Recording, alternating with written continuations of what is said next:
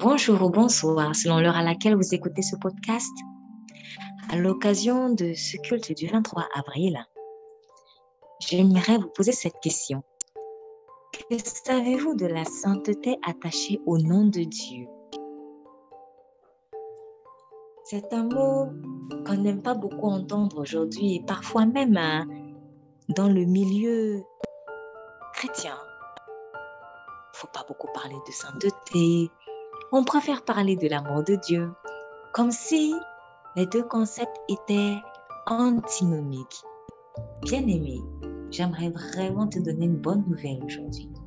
Plus tu t'attaches à la sainteté de Dieu, plus tu deviens puissant spirituellement parlant. Oui, Dieu est saint. Et c'est parce qu'il est saint qu'il t'aime d'un amour inconditionnel. La sainteté de Dieu est ce qui a fait en sorte que Christ meure à la croix pour nous qui sommes pécheurs.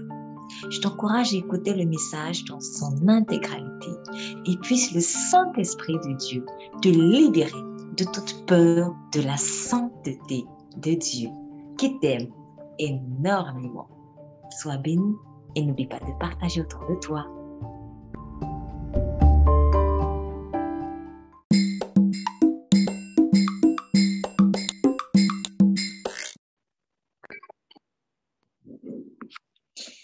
Merci Saint-Esprit de nous permettre d'être là en ce culte de samedi 23 avril.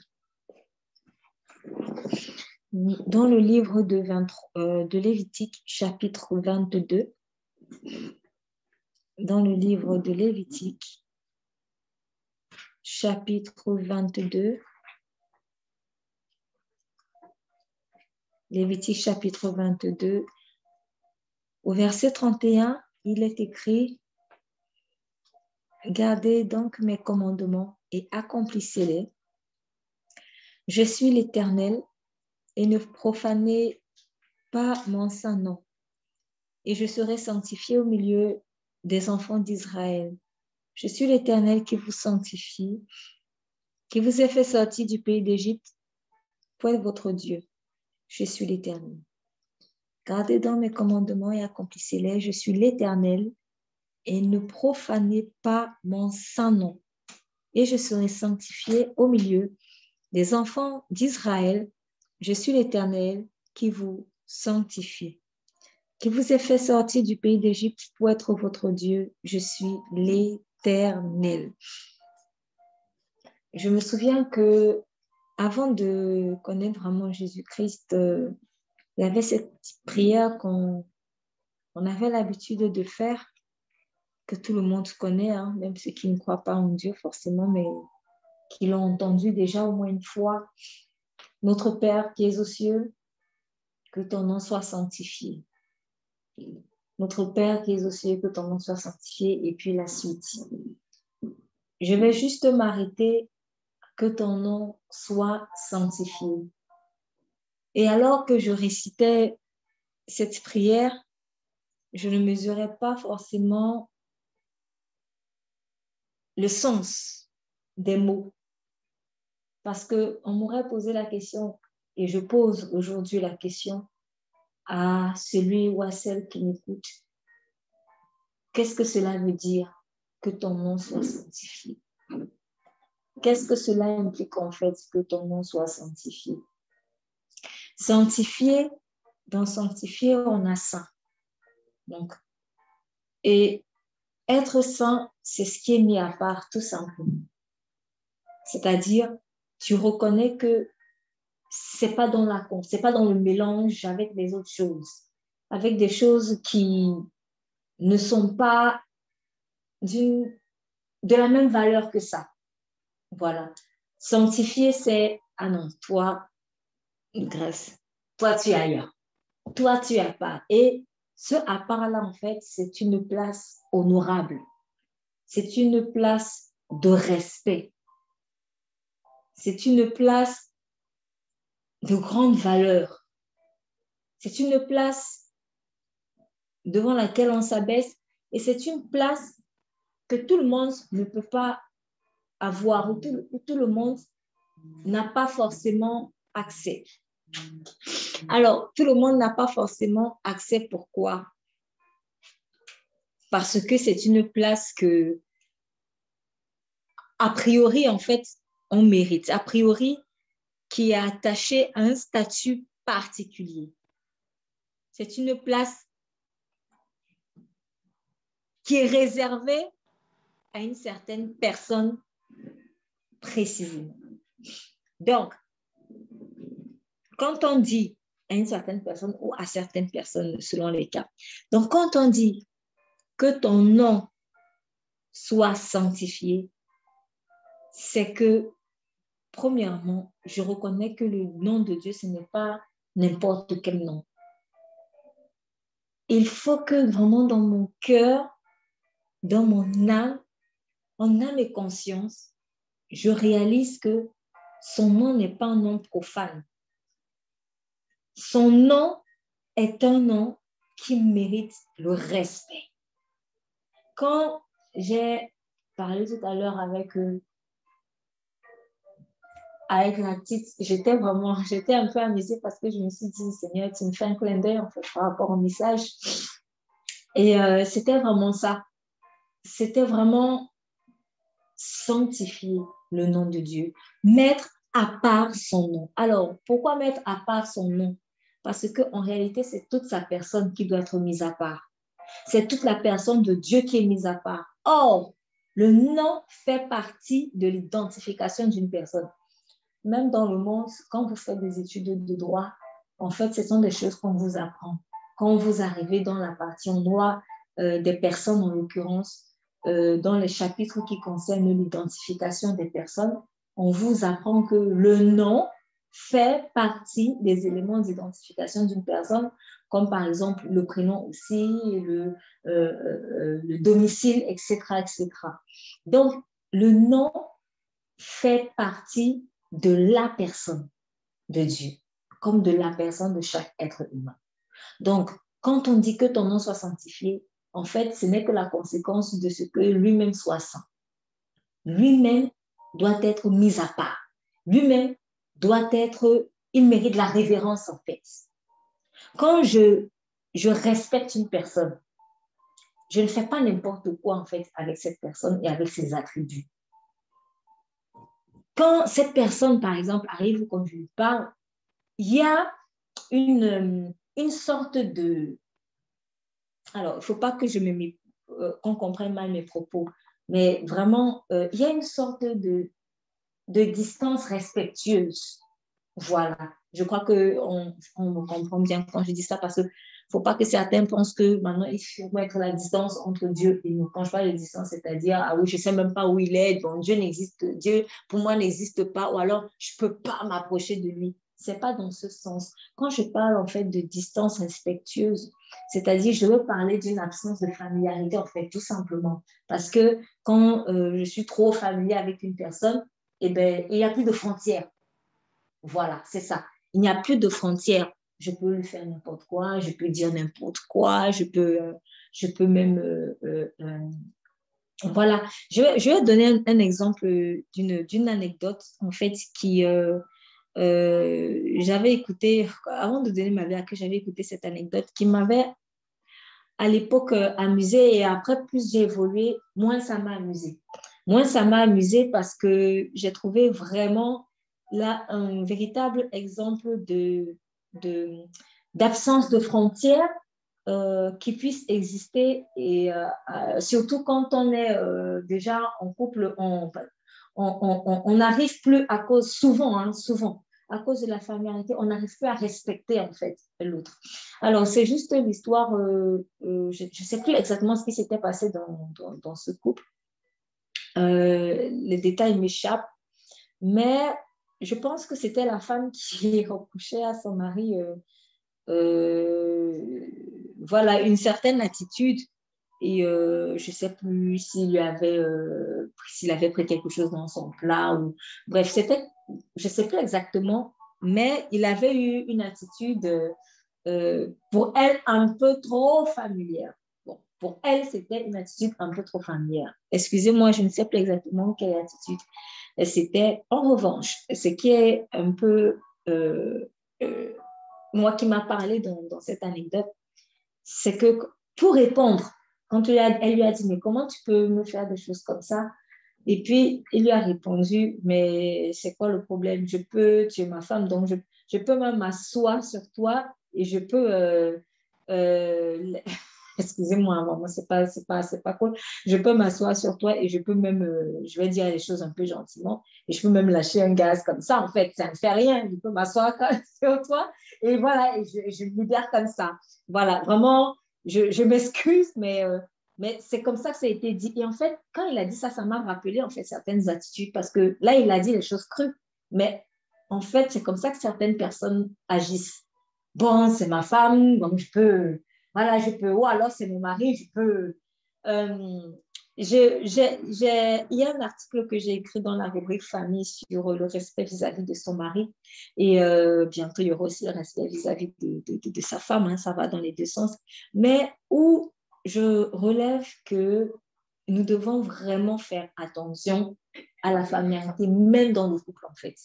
Et souvent, avec Dieu, on se permet de cela. On se permet de, voilà, de certaines attitudes qui, qui ne sanctifient pas, en fait, sa personne, qui ne sanctifient pas son nom.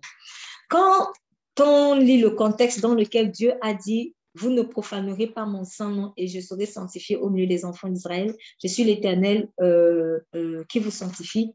Quand vous lisez tout le chapitre lévitique, vous constaterez que il y a à plusieurs reprises, en fait, il parle de ça. Par exemple, dans le verset 2, il dit, parle à Aaron, ses fils, qu'ils s'abstiennent des choses saintes des enfants d'Israël et qu'ils ne profanent pas le nom de ma sainteté dans les choses qu'ils me consacrent. Je suis l'Éternel. Donc, c'est-à-dire que quand quelque chose est consacré à Dieu, attention, en fait, à manquer de respect par rapport à cela. C'est-à-dire, même l'objet qui est consacré à Dieu, on ne doit pas, en fait, y manquer du respect. Il faut vraiment, je ne sais pas si je puis dire, l'utiliser avec révérence.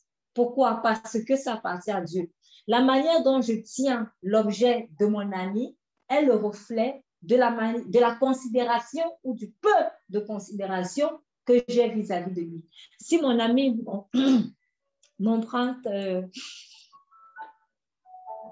par exemple, un téléphone, voilà, il m'emprunte son téléphone et que je je vais avec chez moi, je mange, je mets de l'huile dessus, bon voilà, des trucs comme ça. Et j'oublie que c'est un téléphone qui m'était emprunté par une personne que je suis censée respecter. C'est un peu bizarre. Je dirais même limite, de l'eau s'il vous plaît, je dirais même limite que je préférerais que l'huile tombe sur mon téléphone plutôt que ça tombe sur le téléphone de mon ami. Pourquoi? Parce que ce qui est à l'autre, je dois le protéger. Tout simplement. Donc, j'ai donné un exemple ici très simple. Mais Dieu a parlé, merci.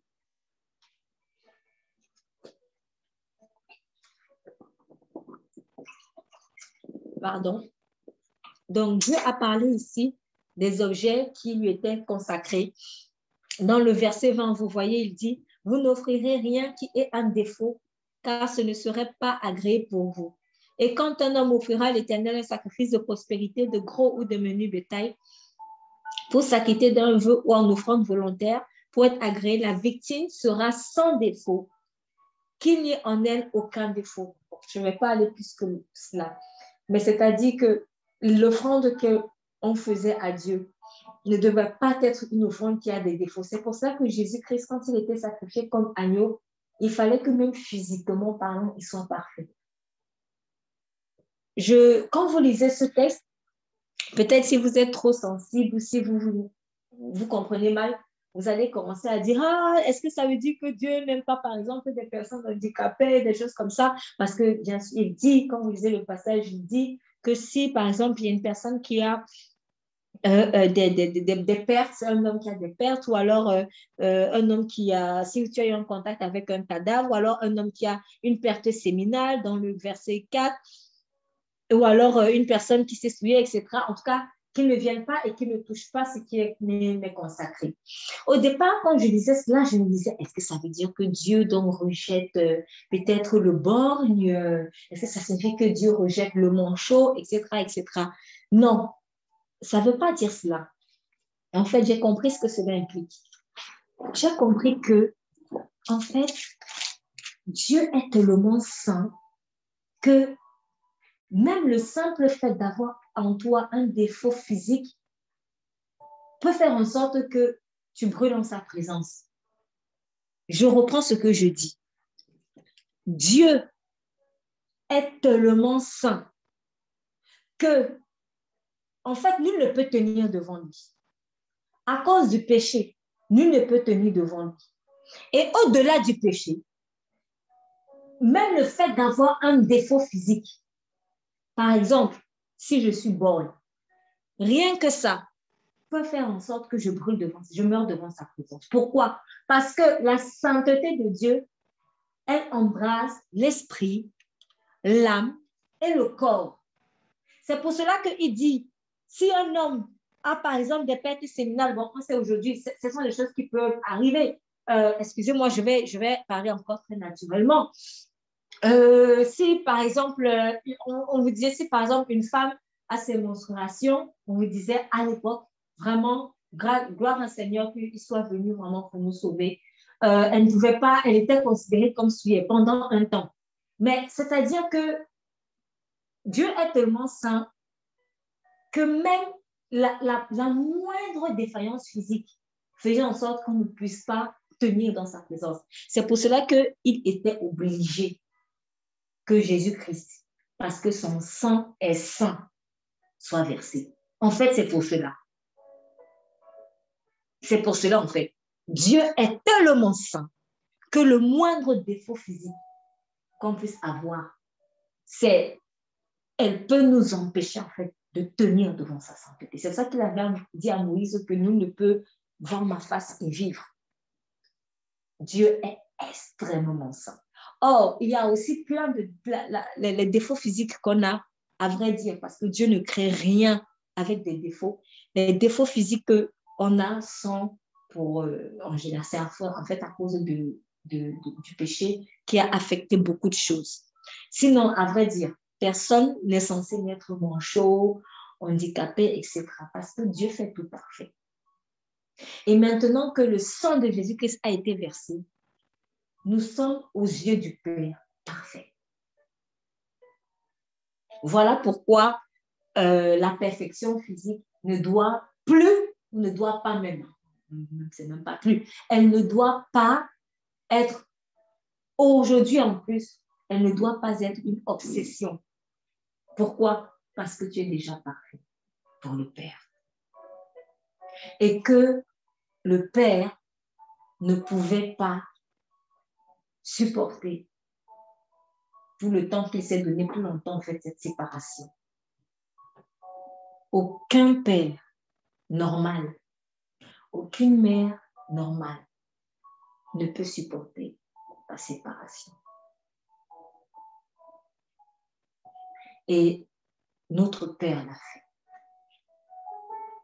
Il a supporté la séparation d'avec Jésus-Christ pour qu'aujourd'hui nous soyons accueillis, que nous soyons manchots, que nous soyons borgnes, que nous ayons perdu un pied, que nous ayons des pertes séminales, que nous ayons des menstruations, etc. C'est pour ça que je suis un tout petit peu choquée quand même quand je vois certaines personnes qui se disent « Ah, quand je me menstrue, moi je ne peux pas prier et tout. » Gloire à Dieu. Jésus-Christ a versé son sang pour que tu sois désormais accueilli. Oui, c'est vrai. Il n'y aurait pas eu le sang de Christ. Même rien que le fait d'avoir de menstruation peut faire que Dieu apparaît, tu meurs. Mais aujourd'hui, regardez, il nous apparaît. Le Seigneur, il est là de toute manière. Il est là. On peut tenir dans sa présence à cause du sang de Jésus. On peut tenir dans sa présence avec nos défauts, avec ton crâne nu, les cheveux qui ne poussent plus, avec... Voilà. C'est ça.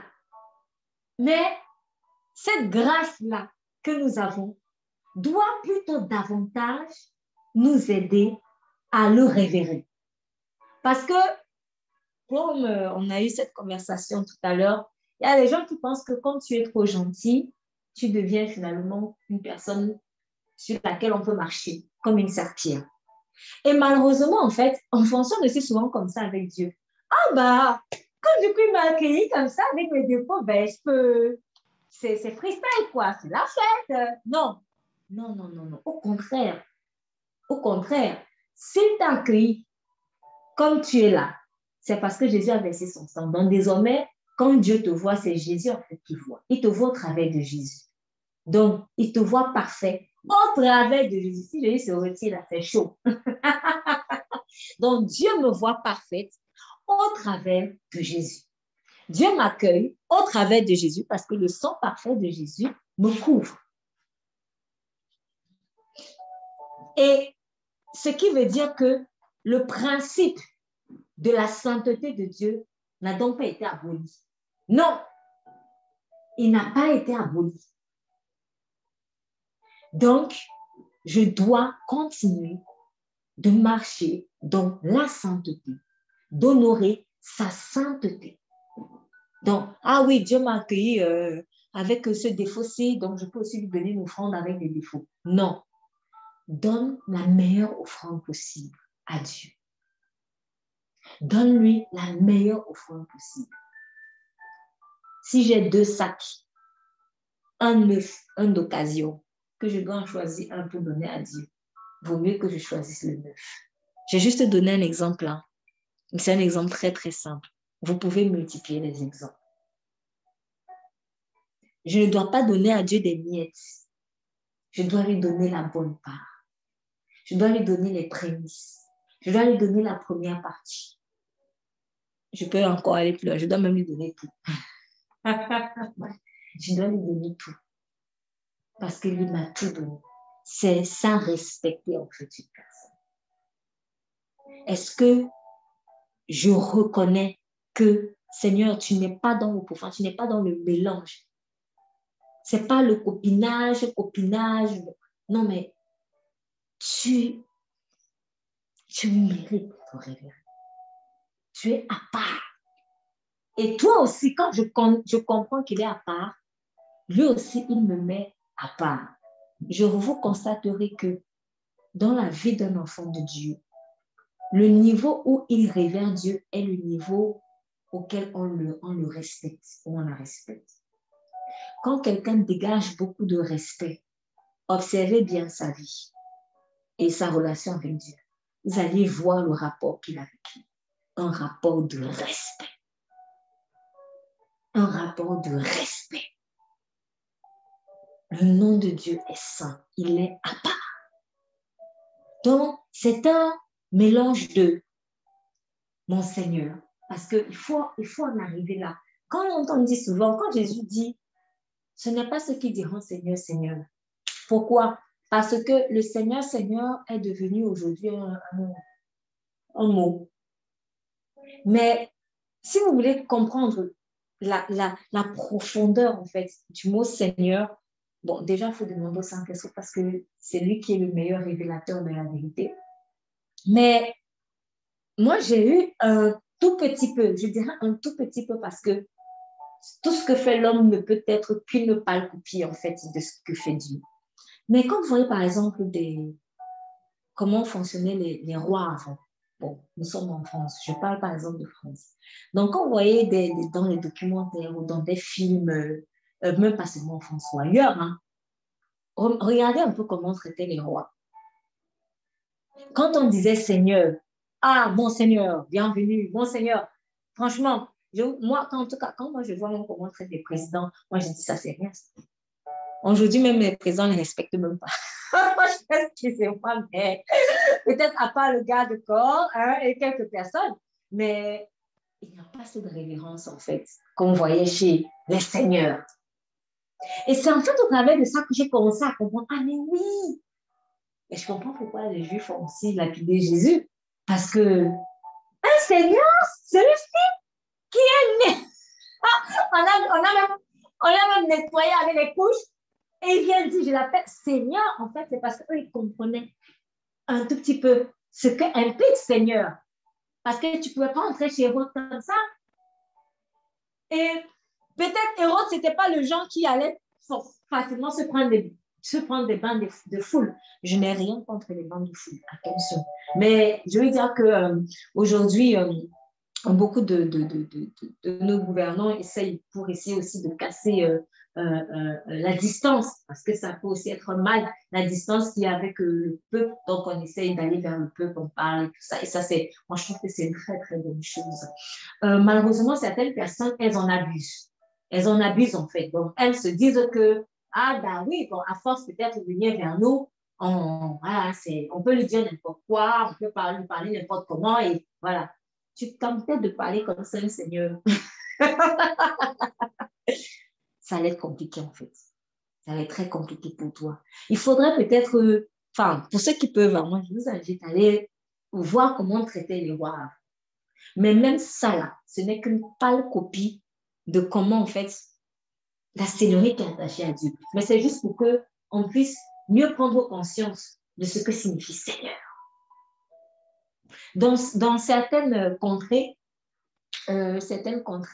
comme par exemple en Afrique, je peux parler de ça parce que ça, j'ai vu, quand vous voyez comment on traite certains chefs de village, parce qu'en fonction aussi des localités, c'était pas ça. Donc, certaines localités, le chef du village, bon, c'était comme on traite aussi certains gouvernements aujourd'hui, on ne respecte même pas beaucoup. Mais dans d'autres, ils ont gardé vraiment cette révérence-là. Donc, quand le chef arrive, waouh, c'est fort. Tu sais que le chef arrive, en fait. Et il y a vraiment un respect qui lui est attaché. Après, ce que je reproche aussi, c'est que dans certains cas, c'est plus un simple respect, c'est carrément de la peur. On a vraiment peur. Et ce n'est pas ce que Dieu veut. Mais au-delà de cela, il y a vraiment on sait que ça, c'est le chef, ou alors ça, c'est la chaise du chef. Du coup, ou ça appartient au chef, on ne traite pas ça n'importe comment. Et quand vous voyez ça, enfin, moi personnellement, en tout cas, ça m'a aidé à percevoir un tout petit peu, je dis bien un tout petit peu parce que, à vrai dire, il n'y a que le Saint-Esprit qui peut t'aider à percevoir ça avec perfection.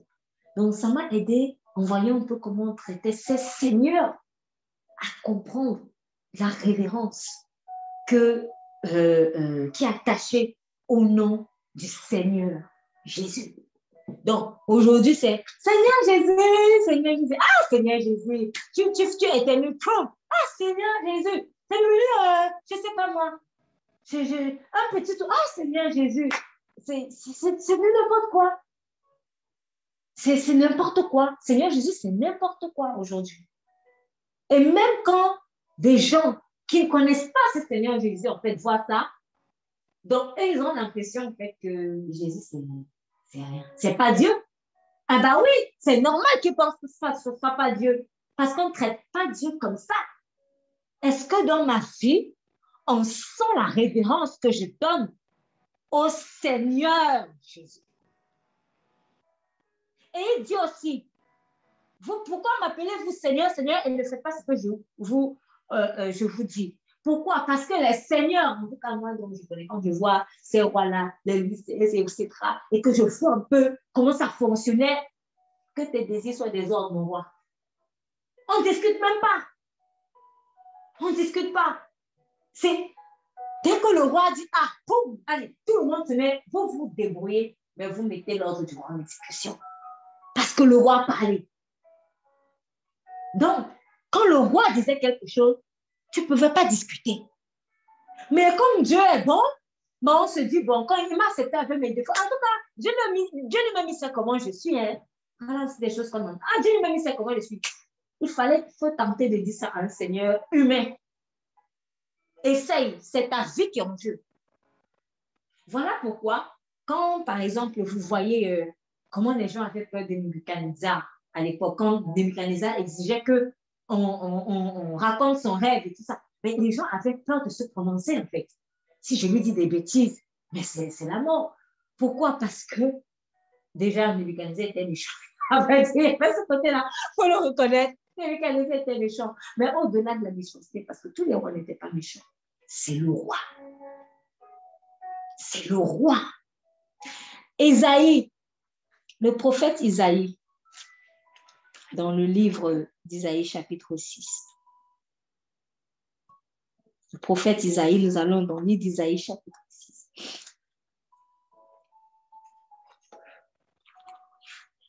Isaïe chapitre 6.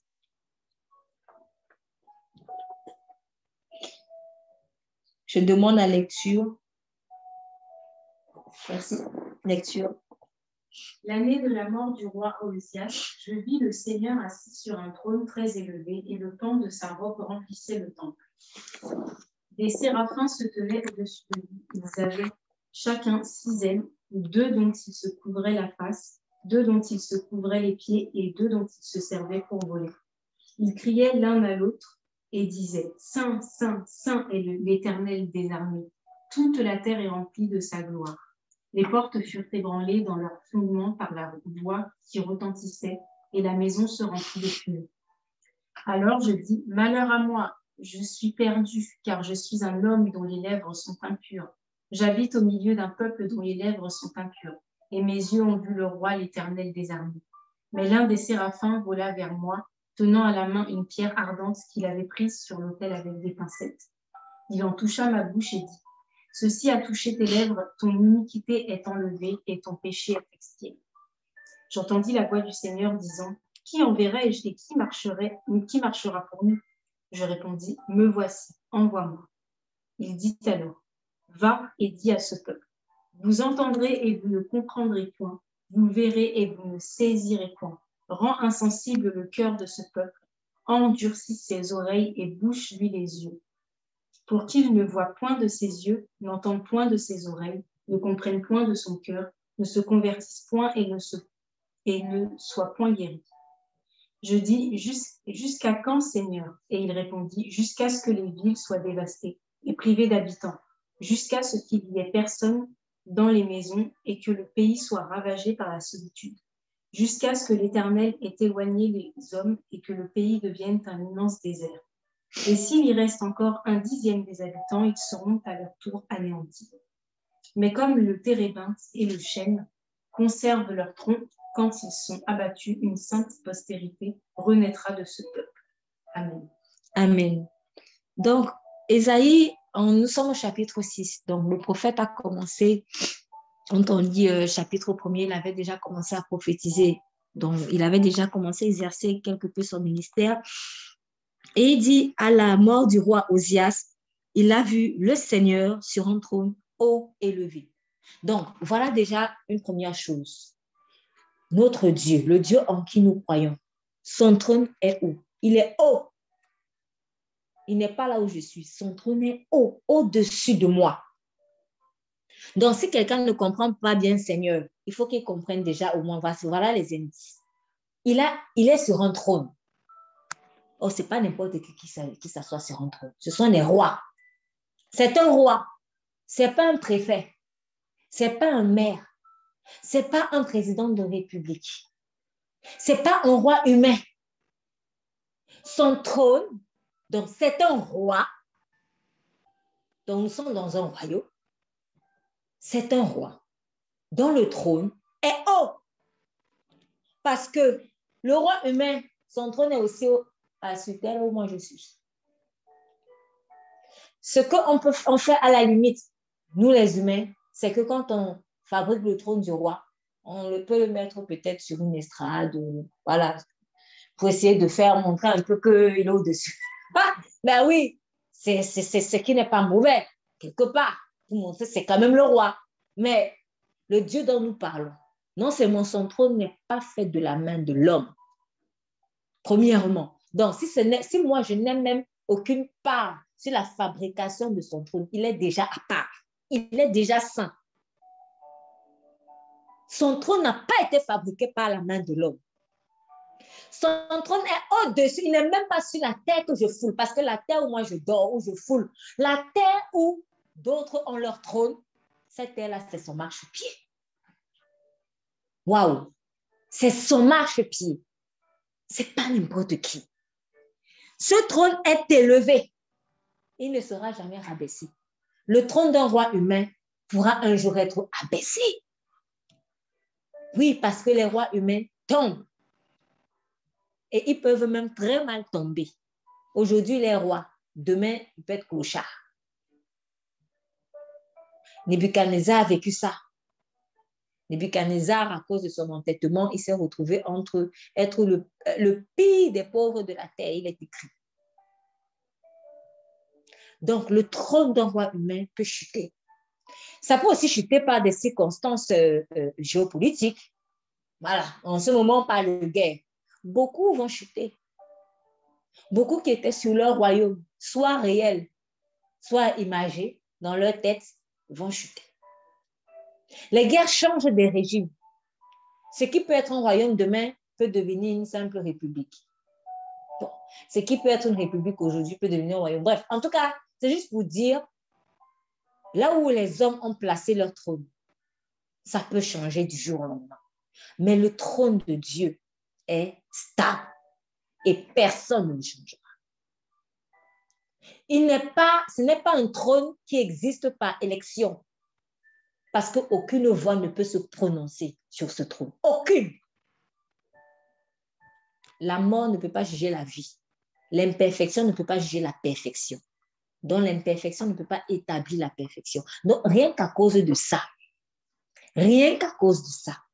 je dois déjà le vénérer, en fait, le mettre à part. Dieu, c'est pas n'importe qui. Et les pans de son vêtement remplissaient le temps. Moi, je n'ai jamais entendu ça. J'essaie même d'imaginer, je me dis, mais ça peut ressembler à quoi? C'est extraordinaire, en fait. Le vêtement, et ça, ce n'est que la description qu'on me donne, sachant qu'il y a des choses que dans le ciel, tu ne peux pas décrire, tellement les mots sont forts. Ce qu'a dit l'apôtre Paul. J'ai vu des choses qui m'est impossible de décrire avec des mots. Et l'apôtre Paul n'est pas le seul qui le dit. Parce que j'ai vu plein de témoignages de personnes qui ont eu la grâce de visiter le paradis. Je ne peux même pas décrire avec les mots. Vous vous rendez compte? Je ne peux même pas décrire avec les mots. Autre chose, rien qu'à cause de ça. C'est-à-dire que ton vocabulaire humain est très, très peu limité. Très, très peu limité pour décrire qui est Dieu. C'est pour ça aussi qu'il est interdit d'avoir des images. Quand il dit, vous ne ferez pas d'image taille de ma personne, tu ne peux pas décrire. Si tu ne peux même pas décrire là où il vit, comment tu vas décrire sa personne? Comment tu vas décrire sa personne? Impossible. Notre vocabulaire humain est limité. Donc, quand je me taille, je fais une parenthèse ici, quand je me taille un Dieu à ma convenance, je suis moi-même en train de déclarer dans ma vie. Je suis en train de déclarer dans ma vie que Dieu est limité. Donc, le Dieu que tu pries là, c'est un Dieu limité, donc ça ne peut pas être le vrai Dieu. Aussi, ça va t'emmener des malédictions. Parce que si ton Dieu est limité, eh ben, il y a des choses que tu ne pourras pas lui demander. Tu auras beau lui demander, mais il ne pourra pas faire. Tu vas l'appeler Dieu, mais ça sera ton Dieu à toi. Ça ne sera pas le vrai Dieu. Ça ne sera pas le Dieu dans le trône élevé qui est éternel, dont le pan de la robe remplit le temple. Ça, en tout cas, ce n'est pas le vrai Dieu. Tu pries notre personne. Tu as beau l'appeler Dieu, Jésus, mets tout ce que tu veux, mais ce n'est pas le vrai Dieu. Car le vrai Dieu, impossible de le représenter. À cause de ça, respect. N'insultons pas sa sainteté en le taillant par des pierres. N'insultons pas sa sainteté en le représentant par une statuette. N'insultons pas sa sainteté. N'insultons pas sa sainteté. N'insultons pas sa sainteté en nous imaginant comment lui peut réfléchir. Ah, moi, je pense que Dieu me comprend. Moi, je pense que on n'est pas là pour te comprendre. Est-ce que tu es prêt à porter ta croix et me suivre? Voilà tout ce qu'il demande. Respectons sa sainteté. Et des séraphins se tenaient au-dessus de lui et chacun d'eux avait 6 ailes. Des 2, ils couvraient leur face. Vous voyez, donc même les anges, séraphins qui sont une catégorie d'anges très, très puissants, qui ont 6 ailes, 2, même eux là, devant Dieu, ils ferment les yeux. des anges qui ne pêchent pas, des anges qui sont saints, si eux, devant Dieu, ils ferment les yeux, c'est pour ça que j'ai dit tout à l'heure que si nous, on se tient devant Dieu là, en fait, à vrai dire, sans le sang de Jésus, sans le sang donc de la divinité, si on se tient devant Dieu, on brûle, on meurt. On meurt en fait. Donc, quand tu te tiens devant Dieu, ce n'est que par sa grâce. Je ne sais pas comment il fait, mais il va s'arranger à ce que peut-être son intensité ne te tue pas. Parce qu'une petite gouttelette de sa puissance, ça me fait partir en freestyle. C'est aussi pour ça que souvent, quand il y a une manifestation puissante de sa puissance, quand il y a une manifestation de sa puissance, il y a des manifestations physiques très, très fortes, en fait. Mais souvent même, imaginez donc s'il libère toute sa puissance. Il est saint. En fait, il est très saint. En fait, j'ai compris et je lui rends grâce de m'avoir fait comprendre ça au début de ma marche avec lui, assez tôt. Plus tu révèles la sainteté de Dieu, plus tu es puissant dans l'esprit. Je vous dis la vérité. C'est pour cela que j'encourage toujours les gens.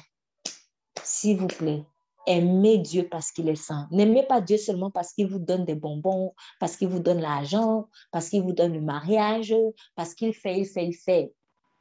Ou alors parce qu'il pardonne, c'est bien. Mais combien aime Dieu juste parce qu'il est saint? En fait, le mot saint, ça nous dérange. Ça nous dérange tellement qu'on dit Dieu est amour, mais il est aussi saint. Comme si ça se contredit. Mais non, c'est justement parce qu'il est saint qu'il est amour. Et je peux dire l'inverse aussi.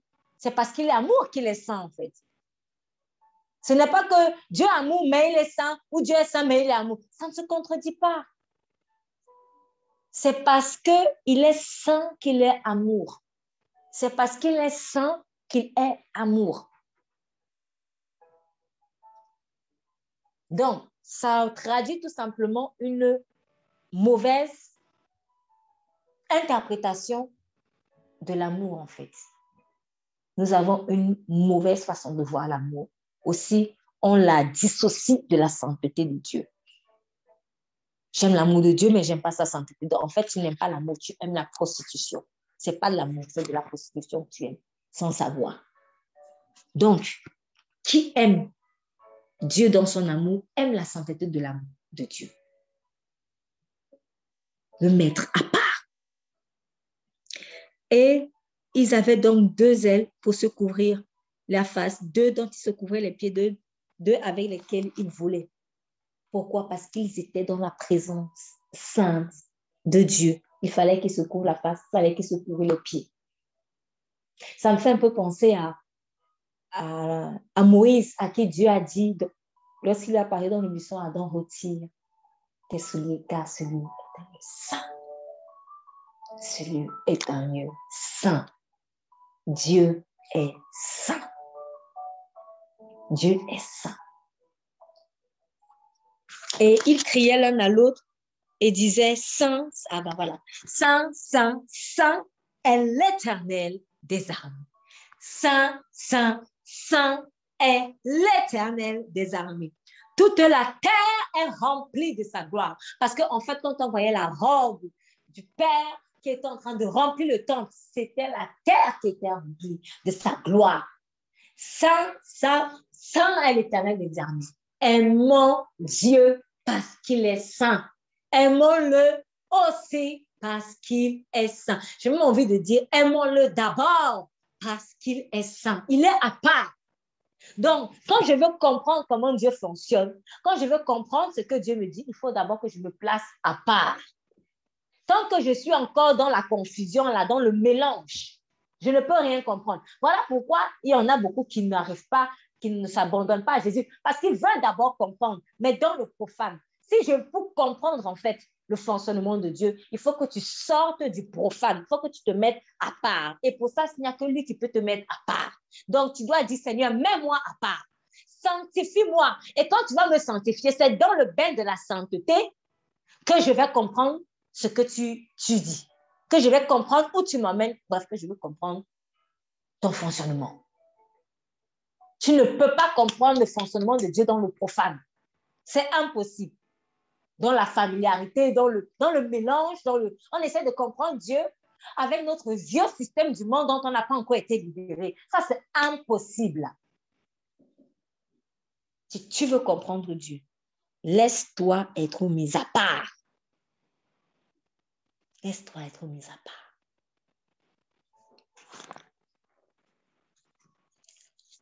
Et lorsqu'il dit « Malheur à moi, je suis perdu, car je suis un homme dont les lèvres sont impures, et je demeure au milieu d'un peuple dont les lèvres sont impures. » Alors, je rappelle, le prophète Ésaïe avait déjà commencé à prophétiser.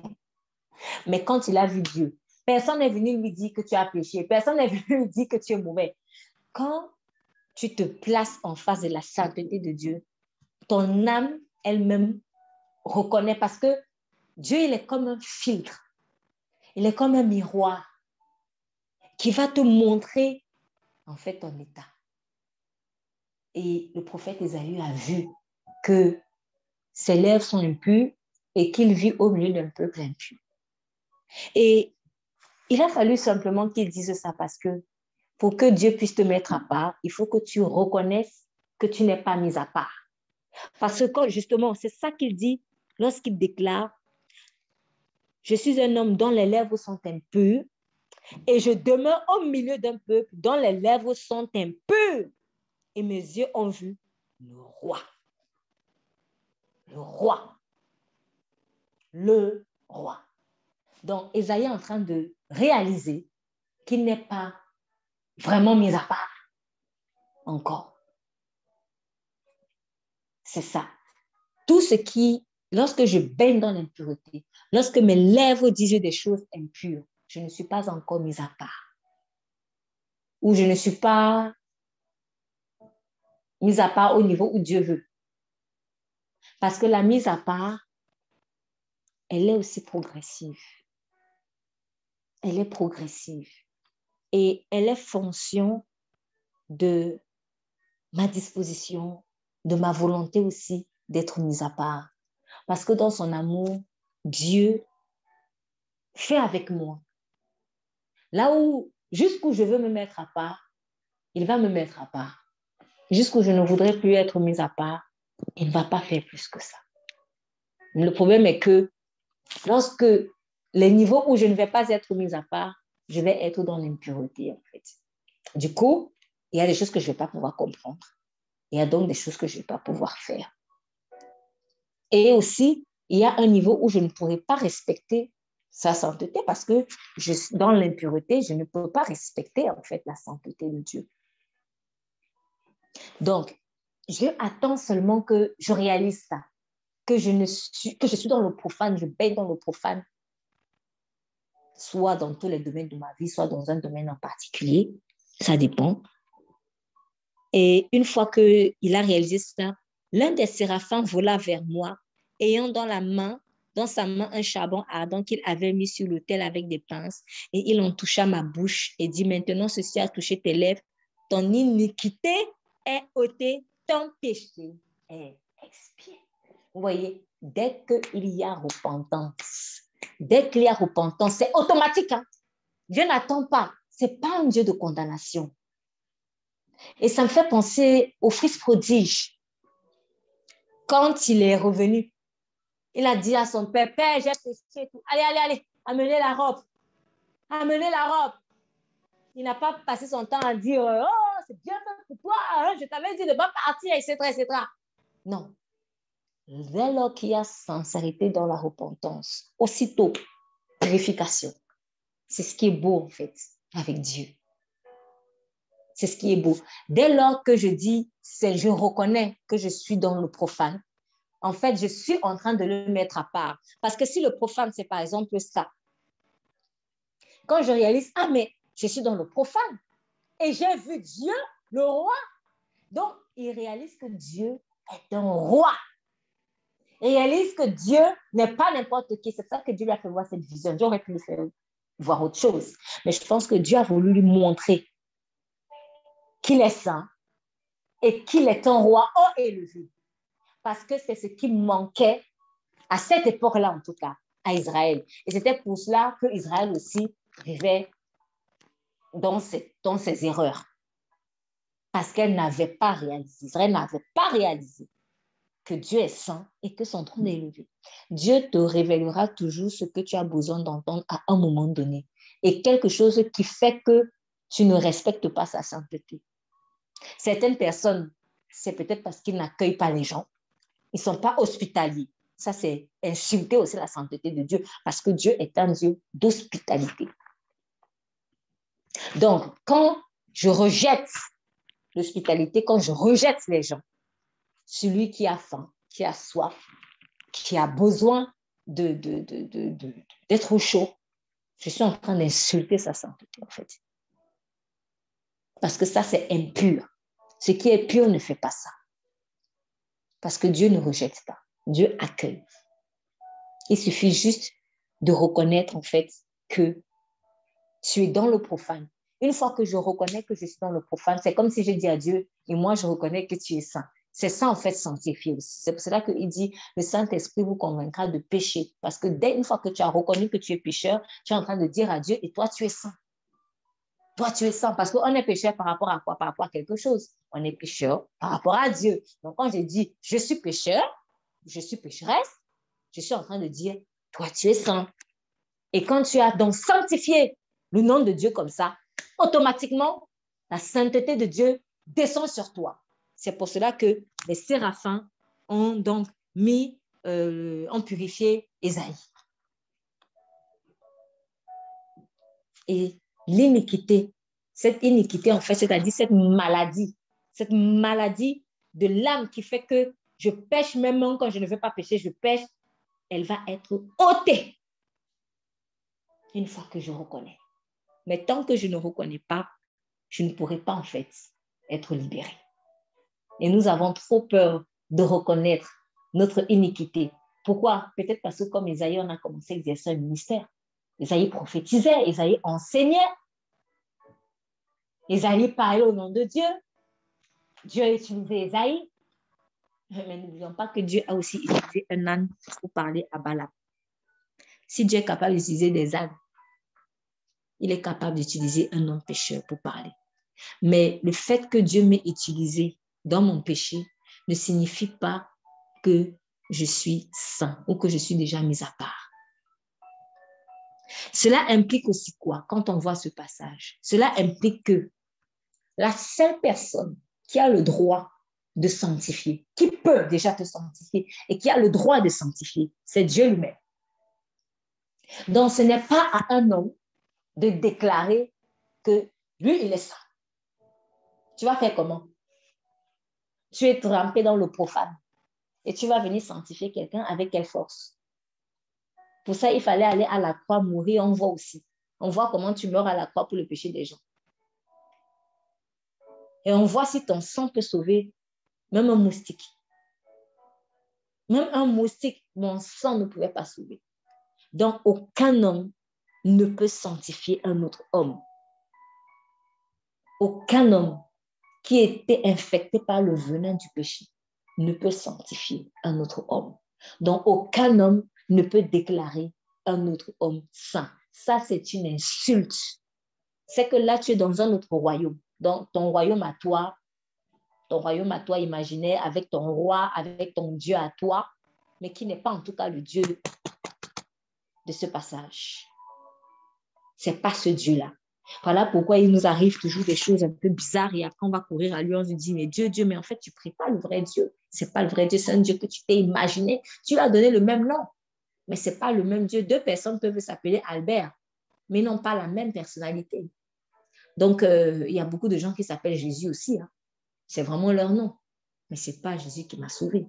Donc, je peux donner le nom de Jésus à quelque chose, ou je peux m'imaginer un Jésus, mais qui n'est pas le vrai Jésus qui sauve véritablement. Donc, aucun homme ne peut sanctifier un autre. Celui qui fait ça, il est en train de se mettre en porte-à-faux avec Dieu. Aucun homme ne peut mettre à part un autre corps. Aucun. Aucun décret, fût-il ecclésiastique, ne peut mettre à part un autre homme. C'est impossible. Pour ça, il faut que tu ailles à la croix. Tu meurs pour eux. Et pour ça, même si tu vas à la croix, tu meurs pour eux. Il faut que ton sang soit sans péché. Si même à 1 an, tu avais menti, c'est fini. Il faut en parler. Il faut dire la vérité. Parce que beaucoup vont en enfer à cause de ça, malheureusement. Et le diable se frotte les mains à cause de ça. Et il ment aux gens en leur faisant croire que tu peux déclarer quelqu'un saint. Et une fois que la personne est déclarée soi-disant sainte, on commence encore à demander qu'elle intercède pour nous. Quel ange peut intercéder pour toi? Même si un ange pouvait intercéder pour toi. Même si un ange pouvait intercéder pour toi. Un saint pécheur, non. Parle directement à Dieu. Adresse-toi directement à lui. C'est lui qui a la clé. Il n'y a pas de godasse au ciel. Je me souviens que Dieu me disait tout le temps ça. Aujourd'hui, je peux dire que Dieu me disait parce que je ne savais pas quelle était cette voix qui me parlait. Et en fait, les godasses, à l'époque, à mon époque, c'était un peu une façon de parler de la corruption. C'est-à-dire, je vais travailler dans tel ministère. Ah, il faut que je trouve un oncle qui travaille aussi là-bas. C'était comme ça. Et du coup, les gens, pour légitimer et vulgariser ou banaliser en fait la corruption, ils appelaient cela les godasses, c'est-à-dire les tuyaux, la personne par qui tu vas passer pour avoir soit le travail, soit le concours, soit entrer dans cette place, dans cette école, etc. Et à chaque fois que on venait me proposer de passer par des circuits comme ça, ou de faire ou d'aider quelqu'un à passer par un circuit de corruption comme ça, il y avait toujours cette voix dans mon cœur très forte qui disait, il n'y a pas de godasse au ciel. Et ça me retenait à chaque fois, il n'y a pas de godasse au ciel. Et moi aussi, je disais à la personne, il n'y a pas de godasse au ciel. Dieu est merveilleux parce que je ne me connaissais même pas encore vraiment. Et c'est quand j'ai donné vraiment ma vie au Seigneur qu'il a commencé à me rappeler ces petites choses. Pour me dire, je te cherchais. Je te cherchais. Je te cherchais. Il n'y a pas de godasse au ciel. Il n'y a pas d'intermédiaire. Que oui, telle personne prie pour moi, telle personne prie pour moi. Ça n'existe pas. Adresse-toi directement à Jésus-Christ. Si intermédiaire il n'y a que Jésus. Il est l'intermédiaire et il a encore la vie, la destination finale. C'est ça qu'il dit que je suis le chemin. Le chemin, c'est pour aller quelque part. Donc, le chemin, c'est le moyen. Et Jésus dit, je suis la vie. Tu prends le chemin de la vie. Donc, Jésus est à la fois le moyen et la destination finale. Donc, si je ne suis pas dans ce sillon-là, je ne suis pas dans sa sainteté. Oh, seuls ceux qui seront saints à ses yeux, selon ses critères, pas selon nos critères à nous, mais seuls ceux qui auront emprunté en fait son chemin saint, ce sont ceux-là qui seront sauvés. Donc, n'essayons pas de fabriquer des chemins à notre manière. Il n'y a pas de godasse au ciel, il n'y a pas de falsification au ciel. On ne va pas au ciel avec les moi je pense que. C'est pas la philosophie. C'est pas ça. Si tu veux exister, la vraie existence, c'est le Saint-Esprit de Dieu. Donc, lorsque certains ont dit je pense donc je suis, moi je dirais tu marches selon le Saint-Esprit, donc tu suis, tu es. Ok, on va dire ça comme ça. Je marche selon le Saint-Esprit, donc je suis. Ce n'est pas que je pense donc je suis. Je marche selon le Saint-Esprit dont je suis. Parce que celui qui marche selon le Saint-Esprit sera 1 milliard de fois plus intelligent que celui qui ne marche pas. Parce qu'il y a des choses que celui qui ne marche pas par l'Esprit ne comprendra jamais. Avec tous ses diplômes. Mais celui qui marche selon l'Esprit, en fait, il le comprendra. Voilà pourquoi Nebuchadnezzar et Pharaon aussi avaient dit quelque chose comme ça à l'égard de Joseph, Nebuchadnezzar à l'égard de Daniel. Ils disaient, mais celui-là, il a l'esprit des dieux. Celui-là, il a l'esprit des dieux. Bon, lui, il dit, il adorait beaucoup de dieux, donc il se disait, c'était des dieux. Mais en tout cas, c'était pour dire à Daniel qu'il avait une intelligence supérieure. Et c'est ce qui est écrit dans la parole. Il avait une intelligence supérieure. Pourquoi? Parce que son intelligence était mise à part. Elle était sainte. Elle venait du Dieu saint. Donc, aimons la sainteté de Dieu.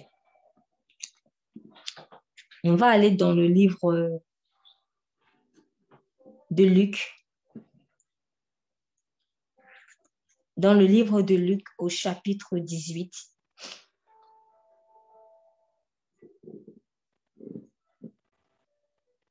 Luc chapitre 18.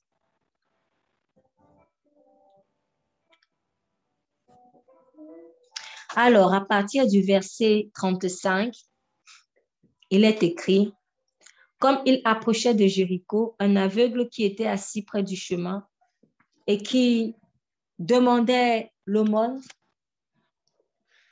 entendant la foule du peuple qui passait, demanda ce que c'était.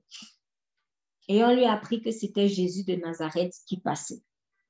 Alors il s'écria, Jésus, fils de David, aie pitié de moi. Et ceux qui allaient devant le reprenaient pour le faire taire, mais il cria encore plus fort, fils de David, aie pitié de moi.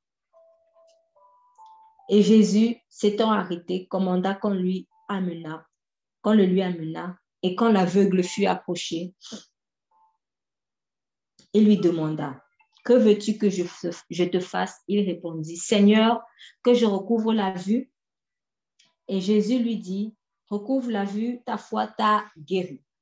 Et à l'instant, il recouvra la vue, il le suivait, donnant gloire à Dieu, et tout le peuple voyant cela, loua Dieu.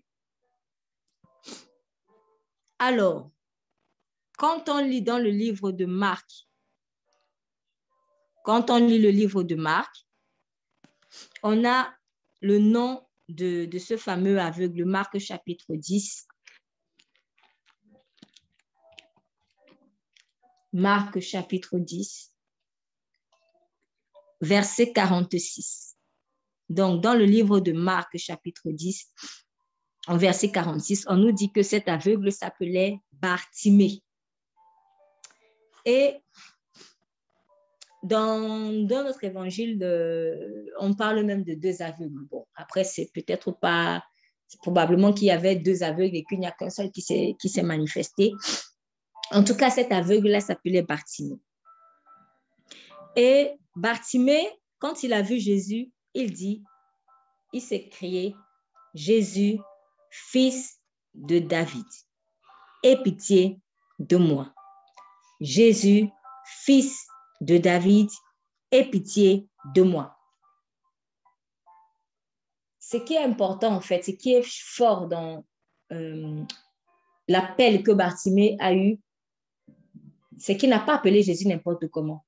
Il a dit « fils de David ». Il a dit « fils de David ». Et il dit « ceux qui allaient devant le reprenaient pour le faire taire ». Mais il criait encore plus fort « fils de David, aie pitié de moi ».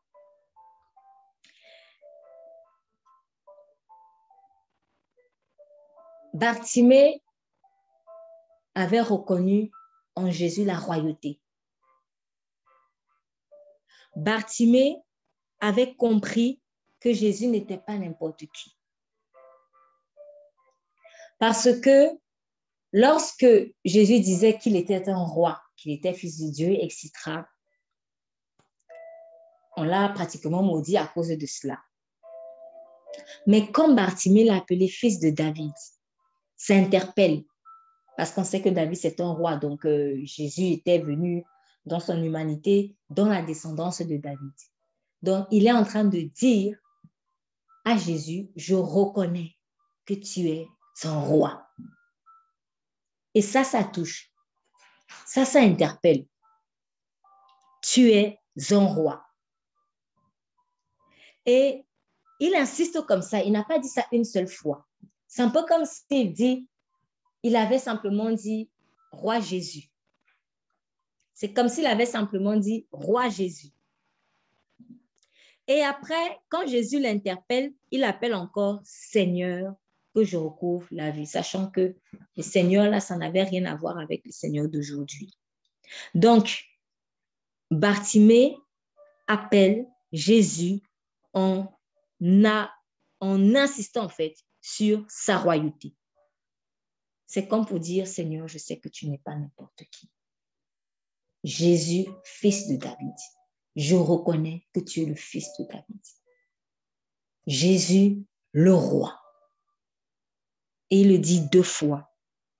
Et à la 3e fois, il appelle Seigneur.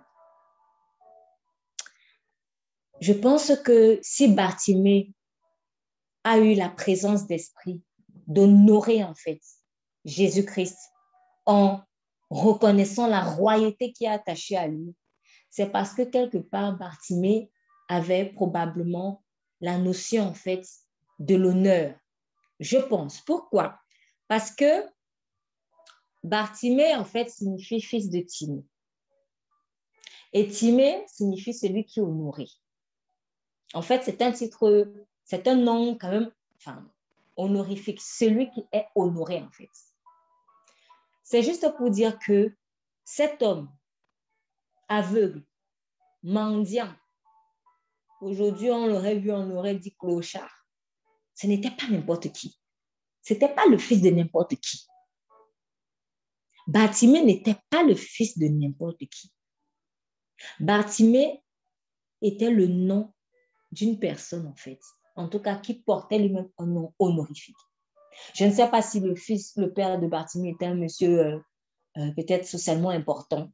Il y a de fortes chances que, voilà, parce que vous avez des gens qui sont à la rue alors que leurs parents ont beaucoup de moyens en fait, pour une raison ou pour une autre.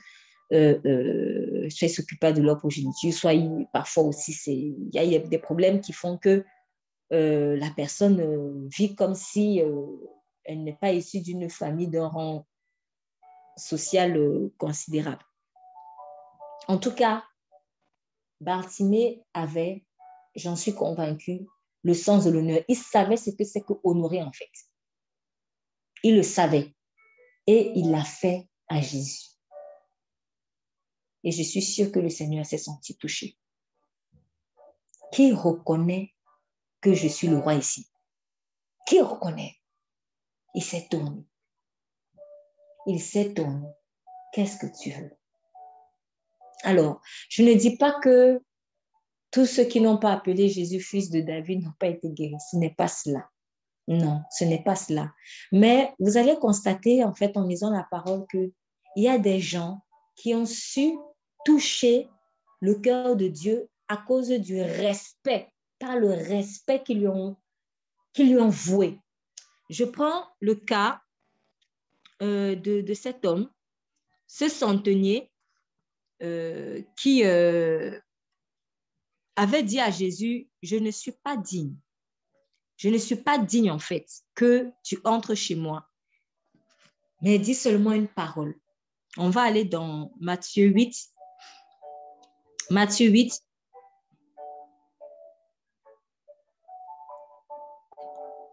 Comme Jésus, à partir du verset 5, comme Jésus entrait dans Capernaum, un centenier l'aborda, le priant et disant, Seigneur, mon serviteur est couché à la maison, atteint de paralysie et souffrant beaucoup. Jésus lui dit, j'irai et je le guérirai. Le Seigneur est simple.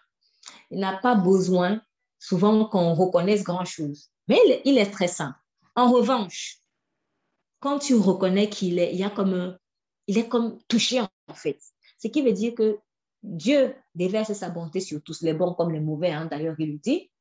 Mais lorsque quelqu'un l'honore véritablement, il se distingue.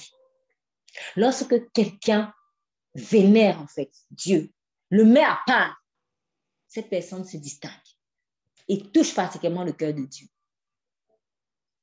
Et j'ai envie de dire, si on peut se mettre un tout petit peu à sa place, quand tu es au milieu d'une foule, quand tu es dans une famille, quand tu es dans un travail, quand tu es à l'école ou quand tu es dans une église ou quand tu es dans une communauté donnée, quand les gens ne te respectent pas, bon, Peut-être à un moment donné, tu t'habitues parce que c'est courant.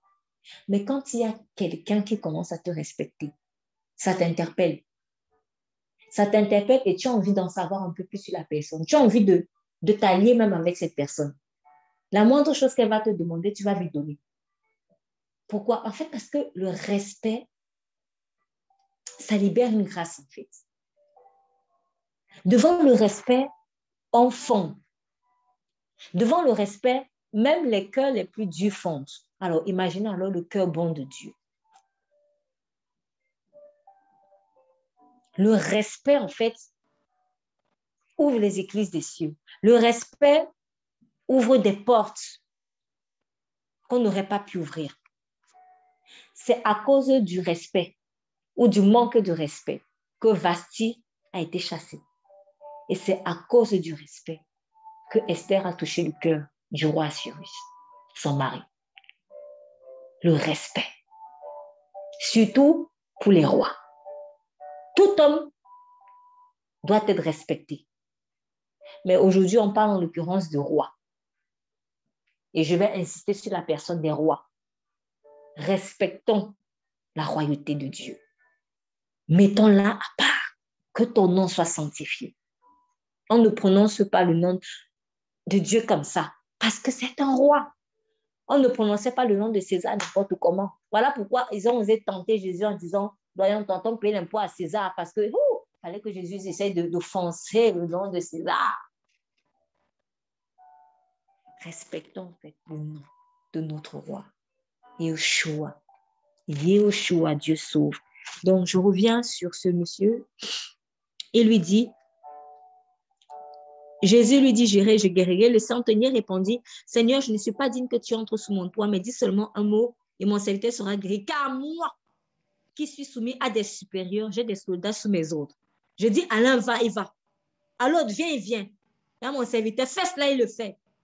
Après l'avoir entendu, Jésus fut dans l'étonnement et il dit à ceux qui le suivaient, je vous dis en vérité, même en Israël, je n'ai pas trouvé une aussi grande foi. Vous voyez, en fait, ce monsieur avait aussi, comme Bartimée, le sens du... En fait, il savait ce que c'est que le respect. Parce que lui-même, c'était un chef.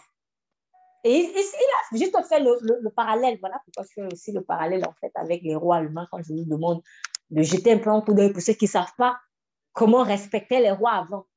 Ça peut aider à un tout petit peu comprendre ce que Dieu attend de nous vis-à-vis de lui. Donc, lui, il se dit, moi, je suis un chef. Quand je dis à mon serviteur, fais ceci, il le fait. C'est-à-dire, il est en train de rappeler à Jésus, quand je dis à mon serviteur, fais cela, il ne discute pas, il le fait. Quand je dis à celui-là, va là-bas, il ne discute pas, il le fait. Alors, moi, je pense que si toi, tu dis une seule parole, ça va vite s'exécuter. Cela montre que il est en train de dire à Jésus, mais moi, je sais que tu n'es pas n'importe qui. Tu es un roi. Et Seigneur était touché. Donc, vous remarquerez qu'il y a un lien intime, profond, entre respect et foi. Souvent, ce qui fait qu'on n'a pas la foi, c'est parce qu'on ne respecte pas assez Dieu. On ne le respecte pas assez. Le manque de foi, la fébrilité de notre foi est intimement lié à l'honneur que nous donnons à Dieu. Parce que quand tu sais que Dieu est un roi, que ce n'est pas n'importe qui, que sa parole s'exécute, non, la foi, elle va être là. Et c'est comme ça que le centenier a réfléchi. Il dit, moi-même, quand je dis à mes serviteurs, lève-toi, va, ils ne se lèvent pas. Alors toi, moi, je crois que si tu dis seulement, guérison, ça va arriver. Parce que tu n'es pas n'importe qui. Donc, ce monsieur est en train déjà de reconnaître que Jésus est un roi. Et en plus, il place Jésus au-dessus de lui. Lui qui est un chef. Ah, c'est ça que le Seigneur a été touché. Il a dit, même en Israël, chez les miens, chez des Juifs comme moi, je ne suis pas autant honoré. Je n'ai pas vu, c'est un étranger qui m'honore. C'est un étranger qui m'honore. Et cet honneur a nourri sa foi. Quand on honore Dieu, notre foi, elle est nourrie aussi. Parce que tu te dis, si Dieu parle, il n'y a rien qui va. C'est pour cela que nous devons grandir dans la révélation de sa sainteté, en fait. La révélation, en fait, du respect qu'il nous fait. Et on va aussi être affecté par tout ce qui insulte cette sainteté-là. Et c'est aussi cette même, quand j'ai parlé tout à l'heure de la puissance dans le monde spirituel qui est attachée à l'honneur. Je vous assure, aucun esprit malin ne peut tenir devant toi quand tu honores beaucoup Dieu. Pourquoi? Parce que quand tu sais que quelque chose doit être respecté et que quelqu'un est en train de profaner cela, tes yeux deviennent rouges. Tu te dis quoi, mais tu fais quoi là? C'est comme ça en fait que tu vas réagir aussi vis-à-vis des démons. C'est comme ça en fait. C'est-à-dire, il y a une sainte colère qui va monter en toi qui fait que, hey, ils vont se dire non, non, non, fuis ici parce que là, bon, malheureusement, aujourd'hui, souvent, la sainteté de Dieu est bafouée et puis on ne fait rien parce que nous-mêmes, on est dans le profane. Donc, sortons du profane, sortons de l'impureté et nous aurons plus de visibilité sur ce qui est profane et nous pourrons avoir plus de puissance aussi sur ce qui est impur. C'est ça, en fait. Donc, plus je respecte la royauté de Jésus, plus ma foi, elle est nourrie. Et Bartimée avait compris ça parce qu'il se dit, moi-même, je suis fils de quelqu'un qui est honoré. Je vois peut-être comment on traite mon père, tout ça là. Je vois peut-être ce que j'ai vécu à l'époque avant d'avoir tout perdu parce que ça peut arriver. Je ne sais pas, peut-être qu'au cours de sa vie, ils ont perdu des choses. Ça arrive à tout le monde. Hein. Donc, Bartimée savait ce que c'est que l'honneur. Donc, quand il a appelé Jésus fils de David, ce n'était pas n'importe qui, il aurait pu simplement dire Jésus. Il dit fils de David. Donc, je sais que tu es un roi, Jésus. Et le Seigneur s'est tourné. Et le Seigneur s'est tourné. Bartimée avait honoré le nom. Il avait sanctifié le nom de Jésus. Il avait mis le nom de Jésus à part. Et quand Jésus lui demande encore, qu'est-ce que tu veux? Il appelle encore Seigneur, fils de David, roi. Seigneur, Seigneur. Je sais que tu es Seigneur, pas parce que tu marches là dans les rues à pied là comme... Non, mais je sais que tu es Seigneur. Et oui, le Seigneur n'est pas monté sur des chars, mais ça ne veut rien dire. Je ne donne pas le titre de roi à quelqu'un parce qu'il monte sur le char ou dans une limousine. Il est Seigneur, un point, un trait. Même si je le vois aller à pied, je le respecte parce qu'il est Seigneur. Et c'est tout ce que je dois comprendre. Donc, que ma seigneurie, ma conception de la seigneurie ne soit plus limitée à l'argent, le fait d'avoir un grand compte bancaire, tout ça là. Non. Même si ce roi ou ce prince marche pieds nus en route, si les princes, si les rois respectent nous, c'est ce qui a manqué à beaucoup quand ils ont vu Jésus à la croix. Ce n'est pas parce qu'il est à la croix en train de saigner qu'il ne doit pas être respecté. Bien au contraire. Là, il est en train de te montrer qu'il est tellement puissant, tellement saint, il écrase la honte. Il écrase même la honte. Il n'a pas peur de se mettre dénudé pour te sauver. C'est toi qui es misérable avec tous tes apparats. Donc, honorons en fait la sainteté de Dieu. C'était mon message aujourd'hui. Respectons-le. Mettons-le à part. Jésus, ce n'est pas mon petit copain. Ce n'est pas parce qu'il a accepté d'être mon ami que je dois mépriser ça. Si c'est vraiment mon ami, je dois le respecter. Un ami ne se comporte pas avec un autre ami n'importe comment. Ce n'est pas parce qu'il a dit qu'il est mon père que je dois bafouer en fait sa sainteté. Parce que nous, dès qu'on entend père, on entend aussi familiarité. Non. Il est mon père. Il est mon ami. Il est mon époux. Il est le roi. Il est le roi. Vasti n'a pas pu faire la différence entre Assuérus le mari et Assuérus le roi. Ça lui a valu la déchéance. Si mon mari est le roi, il faut que j'honore chacune de ses casquettes. Esther a pu faire cette différence entre Assuérus son mari et Assuérus le roi. aussi savait-elle qu'elle devait se préparer en conséquence avant d'entrer sans permission dans la cour royale. Elle n'a pas fait « Ah, moi, je vais entrer comme ça, hein, c'est mon mari en tout cas. » Non.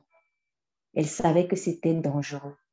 Aussi, elle a jeûné et prié pour s'adresser d'abord au roi des rois, au roi qui est au-dessus d'Assyrus, Dieu lui-même. Une fois qu'elle a eu l'aval du roi des rois, elle a pu aller vaillamment dans la cour du roi de Perse. Donc, honorons la sainteté de Dieu. Seigneur, je te remercie parce que tu es le seul qui peut sanctifier quelqu'un. Aucun être humain ne peut déclarer un autre saint. C'est toi qui nous sanctifies. Tu nous as mis à part en versant le sang de Jésus sur nous. Seigneur, fais en sorte que vraiment chaque personne qui écoute ce message puisse, comme Ésaïe, reconnaître qu'il est profane, qu'il est dans l'impureté et qu'il vit dans l'impureté si c'est le cas. Qu'il laisse également le feu de Dieu toucher sa bouche, son être entier. Qu'il décide de t'honorer dans ta sainteté en changeant son style de vie par l'aide de ton Saint-Esprit. Bénis, Seigneur, toute personne qui vit dans la culpabilité en ce moment. Parce que tu n'es pas là pour nous condamner.